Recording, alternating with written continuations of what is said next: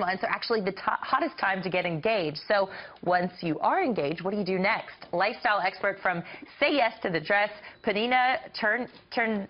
I practiced it and then I messed it up. I'm sorry about that. Joins us now with the top tips for newly couples who have just got engaged. Good morning and thanks for being with us.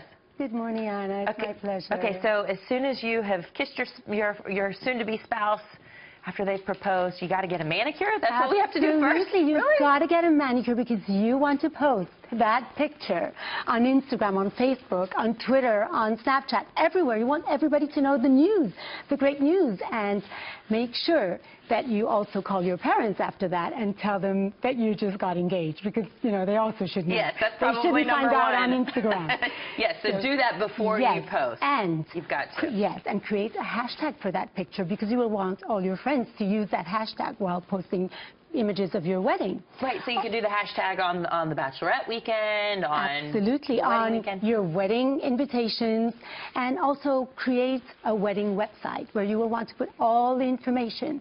For example, your registry, your save the date, your RSVPs, all the information about your wedding. You want it to be in one website, which means you're branding your wedding. Yeah, well, I got engaged in February and then married at the end of July, and I didn't start looking for my dress early enough, and it really put me in a bind. You say you've got to start that pretty early. You have to start that pretty early, that and booking a venue, because the best venues are booked a year in advance.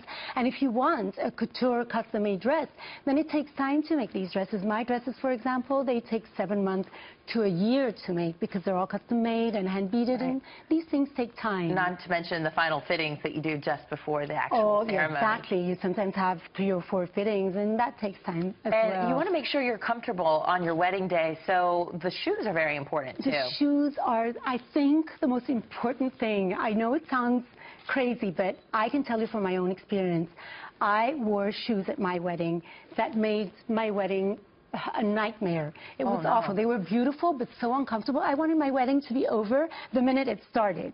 So with that awful experience in mind, I created a shoe line that is comfortable, extremely comfortable. They're really ballroom dancing shoes, and they're beautiful because they, you know, they're made to match my dresses. I guess we really need to break them into to make sure that we're not going to be getting the blisters and things.